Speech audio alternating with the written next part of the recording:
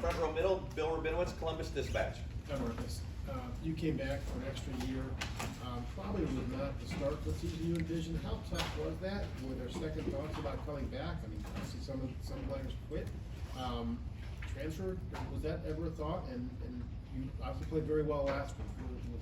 What was the reason for that? I think naturally it's human nature, you know, to maybe have second guesses, you know, second thoughts if things don't go your way. You know, fortunately, I was able to just put my head down and work. And I think I have too much love for this team to want to put myself first before the team. So I decided to you know, just keep working. That's what we do. And right next door, Joey Kaufman, Columbus Dispatch. Marcus, what have you seen from Talia, Maryland's quarterback so far, just kind of watching film with him? He seems to be pretty accurate. You know, he's got a lot of weapons around him. You know, I think it'll be an exciting matchup for our defense and for our team. I think we have a lot of respect for them going in early, and we'll just see how this week of practice goes. We'll go fourth row left, Griffin Strom, 11 Warriors.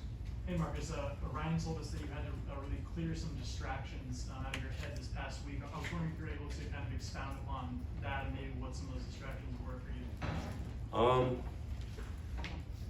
You know, I would say this, like this season didn't go how I personally envisioned for myself, but I've always, you know, since PU, I've considered myself, you know, a team player, and you know, sometimes you got to just put your ego aside, put the distractions aside, you know, people in your ear, people in the community back home, whatever it may be, and just kind of put your best foot forward and focus on the team, and that's what I decided to do. So.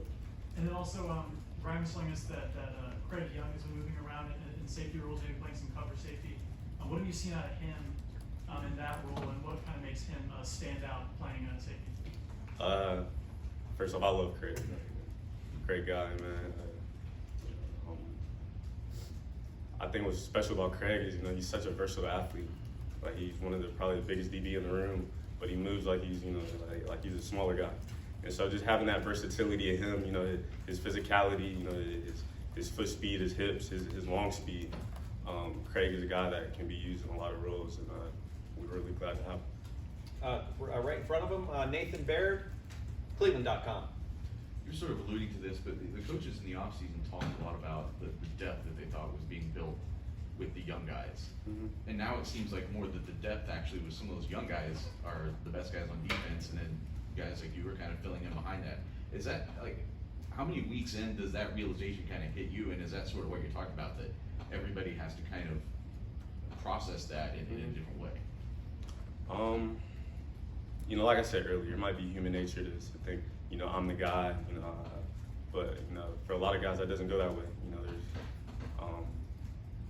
I don't know the exact number, 100-something guys on the team, and so everybody has to find their role, find their niche, find what they're different at, find what they're good at, and then find your limitations and figure out where you fall in from there. And when you understand that role, I think it just allows you to go that much harder to see how far you can get. So I think that's what makes this team special, is a lot of guys have that mindset. And like you said, top to bottom, it's just all starting to come together.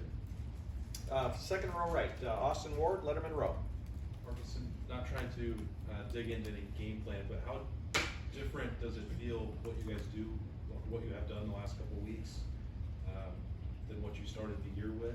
How challenging was it to maybe make some of those changes in the middle of the year after all of spring, all of training camp and going to the first couple weeks? I don't think it was that challenging at all. I think we have an excellent coaching staff. They coach with intent. They coach with confidence, and you know, just to have them, you know, plug or play, you know, a little different scheme here or there. I don't think it's been that difficult for us.